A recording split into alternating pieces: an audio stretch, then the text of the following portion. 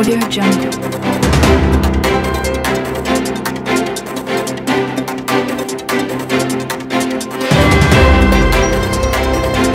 Audio Jungle.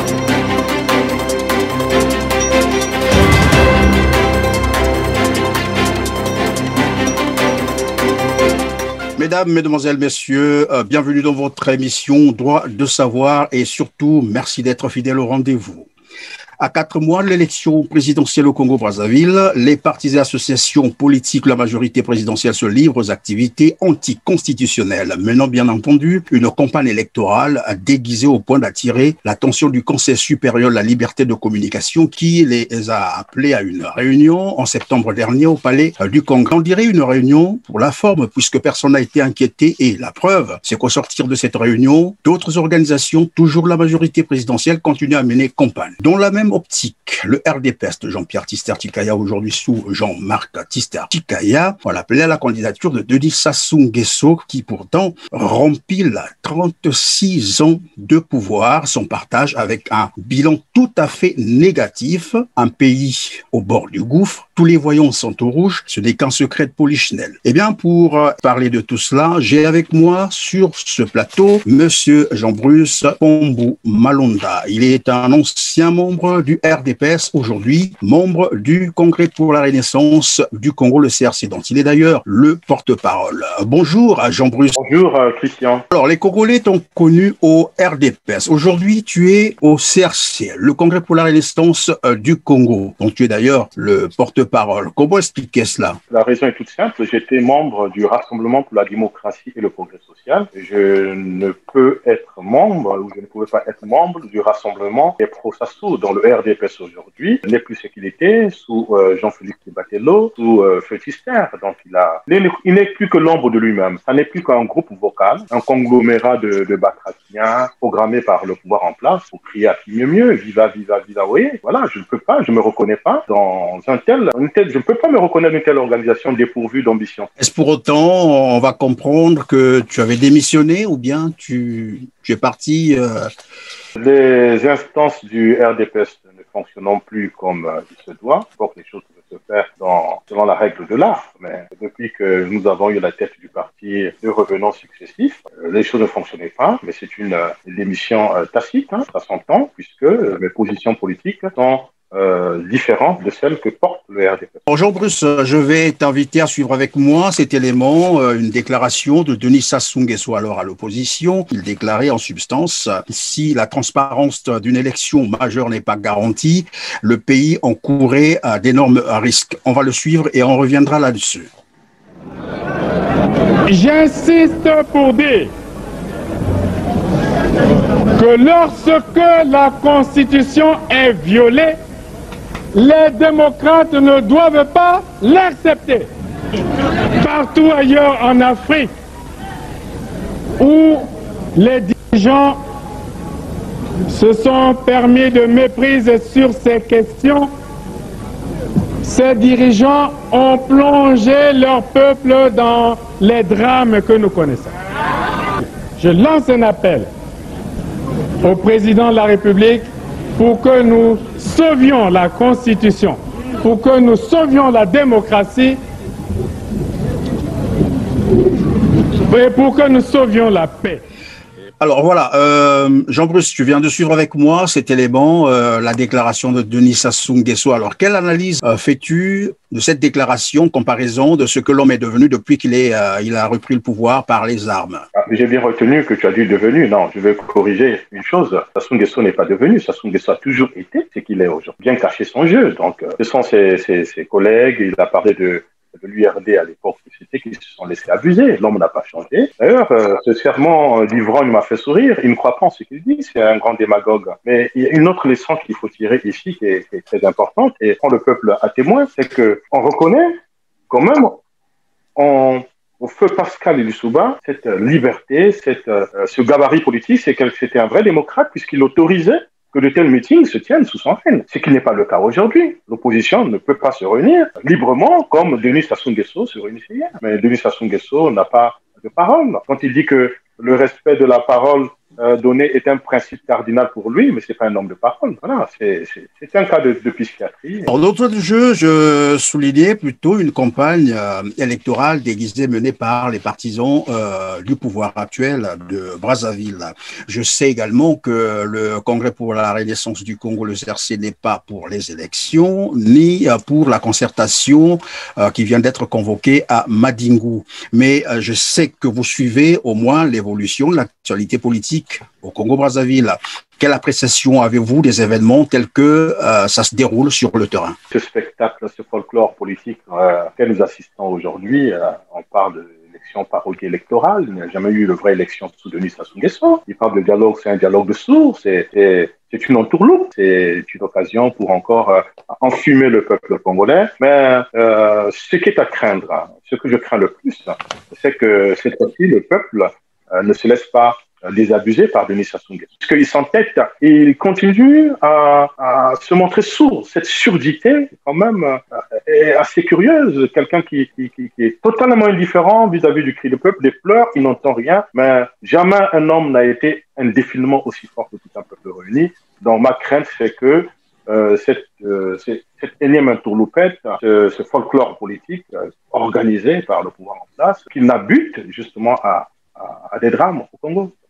Cette fois-ci, le peuple ne se fera pas faire. Soyez-en sûrs. Le RDPS, je l'ai déjà dit, qui vient donc d'en appeler à la candidature de Denis Sassou Nguesso pour l'élection présidentielle de 2021. Toi, tu as été membre du RDPS. Je voulais comprendre avec toi comment se prennent les décisions. Est-ce que ce genre, bien sûr, ce genre de déclarations, avant de les faire, on consulte les membres, les partisans, ou bien c'est un collège dirigeant qui prend la décision unilatéralement? La décision qui a été prise par Jean-Marc tout à l'heure, pour moi, ne me surprend pas. À l'époque, quand nous étions le RDPS que nous avions défendu contre le PCT, il y avait le respect des instances. Il y avait le comité directeur, le bureau politique qui statuait sur les décisions à prendre. Jean-Pierre Tisser-Tikaya ne prenait pas, ne s'imposait pas parce qu'il consultait le bureau politique d'abord et qui prenait ensuite des décisions, statuait, se prononcer sur telle ou telle direction à suivre.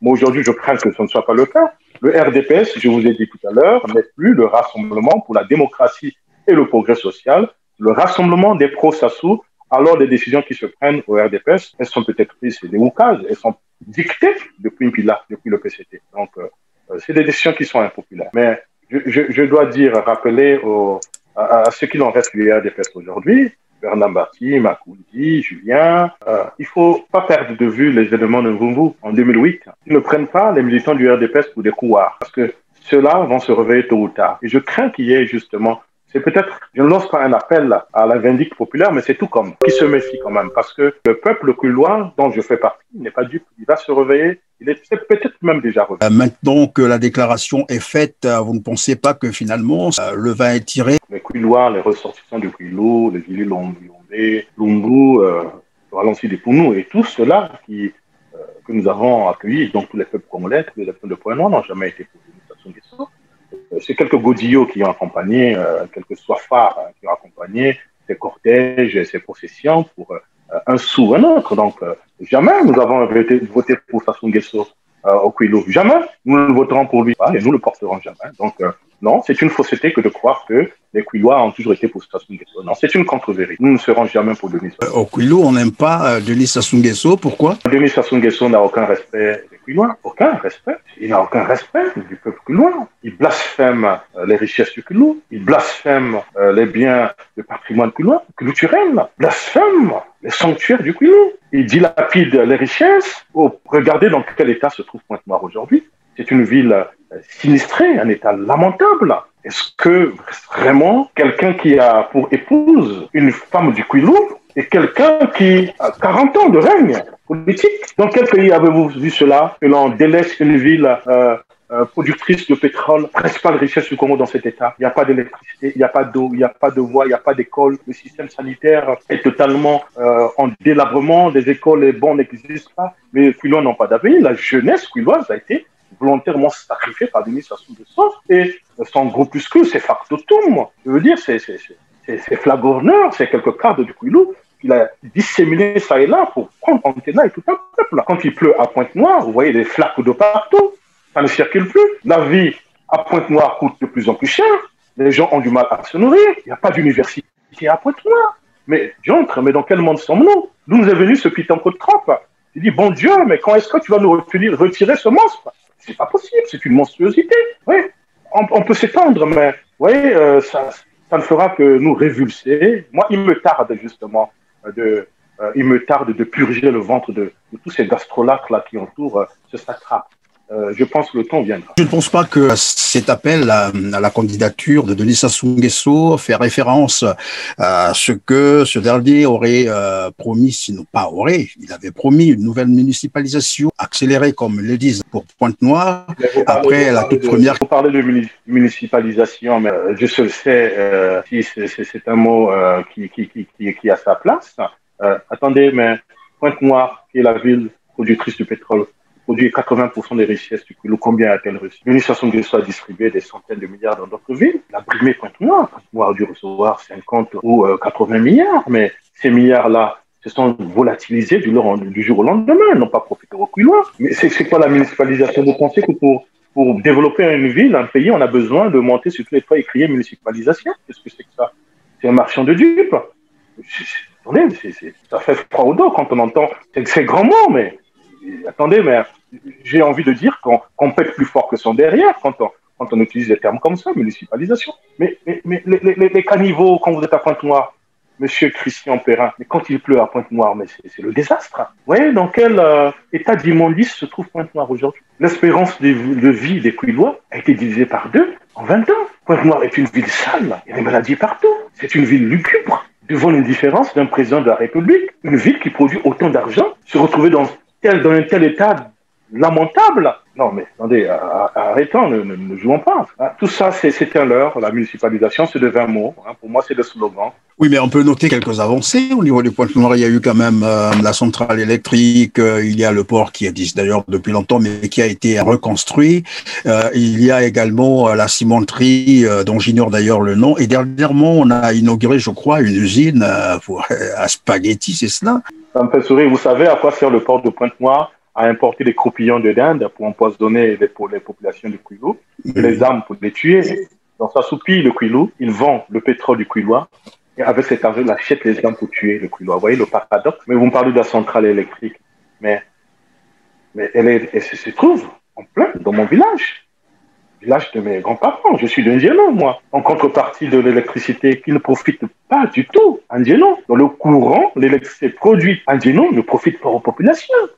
Directement aux ressortissants de là. Mais en contrepartie, qu'est-ce qu'ils ont en retour? Ils ont la pollution. Les redevances, les indemnités versées par les sociétés pétrolières. Aujourd'hui, on les pointe du doigt. Mais attends, ces sociétés-là versent des redevances au gouvernement, mais ils ne redistribuent pas aux populations. Les populations kouilloises, les ressortissants de Pointe-Noire, les peuples autochtones, on va le découvrir tôt ou tard, vont développer des maladies pulmonaires graves à cause de l'inhalation, de la pollution.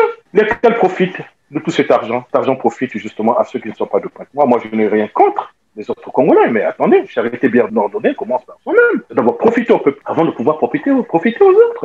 C'est de bon droit quand même. Donc, tous ces projets, tous ces slogans, toutes ces annonces pour endormir, emberlificoter le peuple, moi, je me laisse pas séduire par ça. Ça, c'est les miroirs aux alouettes qu'on brandit ça et là pour endormir le peuple. C'est bien dommage que les choses se passent comme ça. C'est bien triste pour ma ville, mais je le redis, nous ne laisserons pas ça souffrir. Nous ne laisserons pas ça souffrir. Nous allons nous dresser comme un seul homme. Nous allons lui barrer la voie. Je veux lui rappeler les événements de 2008 lors de l'inhumation de Jean Tiercissel. Ils s'en remémorent. Le peuple kouillois n'est pas un peuple lâche. La jeunesse du Kouilou n'est pas une jeunesse lâche. Nous lui avons laissé assez de temps, mais cette fois-ci, Denis Sassou Nguesso, cette fois-ci, nous allons l'arrêter. J'aime à dire que Sassou sème le Congo de ses ruines, mais son pouvoir s'arrête. Mais pourtant, on a des gens comme Jean-Marc Tister-Tchikaya qui, sans hommage, on a appelé à la candidature de Denis Sassou Nguesso, c'est qu'il y a bien des raisons. Attendez, vous parlez de qui? De Jean-Marc? Mais c'est enfin indigne de son père. Vous trouvez normal qu'il collabore avec l'assassin de son père? Pensez que quand on est un homme dûment constitué, on peut se permettre de tels travers. C'est grave. L'acte qu'il est en train de poser, Jean-Marc, c'est un frère. Nous avons grandi ensemble, mais je n'aurais jamais imaginé qu'il serve un assassin. Primus inter pares des assassins d'Afrique qui s'alignent volontairement. Le pédigré, qu'est-ce qu'il y a dans le pédigré de Jean-Marc politique? Mais Jean-Marc je disais tout d'entrée de jeu que c'est un revenant, quelqu'un qui est tombé comme ça. que ça soit parachuté pour domestiquer le parti. Et voilà ce qu'il en est. Donc, c'est des gens qui sont programmés par le PCT, c'est des gens qui ne drainent pas de foule, c'est des gens qui ne sont pas des leaders, qui n'ont aucune ambition, ni pour le pays, ni pour le Kwilu, ni pour eux-mêmes. Ils sont là pour assurer justement le service. C'est tout. Donc, Marc, ça ne me surprend pas de lui. Voilà. On ne pouvait pas s'attendre à autre chose qu'à une telle décision. D'ailleurs, qu'il y ait élection ou pas au Congo, nous connaissons les intentions. Les élections sont d'avance jouées. Une fois de plus, je veux dire à Denis Sassou Nguesso, à Jean-Marc, à tous les sycophantes, tous ces flagorneurs qui le soutiennent, Pointe-Noire, à Bradali, partout dans le pays. Cette fois-ci, Sassou Nguesso ne passera pas. Cette fois-ci, Sassou Nguesso ne passera pas. C'est-à-dire, c'est quoi? Qu'est-ce qui est prévu? Nous allons le stopper. Ça fait des années, des décennies que nous travaillons, et nous pensons que trop c'en est trop. Et nous allons l'arrêter. Vous savez, je vais vous citer un passage de la Bible avec votre permission. On va aller dans les Saintes Écritures. On est dans le livre des Nombres, au chapitre 35, au verset 33. Il est précisément dit ceci. Vous ne souillerez pas le pays où vous serez. Donc cette parole de Dieu s'adresse au peuple congolais. Vous ne souillerez pas le pays où vous serez, car le sang souille le pays et il ne sera fait pour le pays aucune expiation du sang qui sera répandu que par le sang de celui qui l'aura répandu. Une adresse à l'endroit des jeunes Kwilu, sinon des jeunes Congolais, puisque le CRC, sont les 12 départements du Congo. Je veux dire à la jeunesse congolaise de se tenir prêt, de ne pas se laisser désabuser une fois de plus. Cette jeunesse que Sassou Nguesso et sa cour ont laissée en déshérence pendant des années, cette jeunesse sacrifiée, la jeunesse congolaise a le droit de croire en un avenir meilleur et notre pays a toutes les ressources pour garantir à chaque citoyen congolais, chaque étudiant, à chaque retraité, à chaque travailleur, à chaque femme, à chaque enfant. Notre pays a beaucoup de ressources pour garantir une vie décente et digne. Donc, les dictateurs ne lâchent pas prise facilement, sans y être contre. On ne veut pas partir de lui-même, nous allons le faire partie. Jeunesse congolaise, tenons-nous prêts. Soyons actifs, mobilisons-nous, parce que ce pays-là est le nôtre, ce pays qu'on est en train de vendre aux étrangers. Le Congolais est devenu un paria, un malheureux dans son propre sort. Merci Jean-Bruce Pombou Malonda d'avoir répondu à toutes nos questions sans embâche en plus, et à nos chers internautes et chers téléspectateurs, vous qui avez été une fois de plus fidèles à votre émission. Quant à moi, je vous dis bye bye et on se retrouve très prochainement.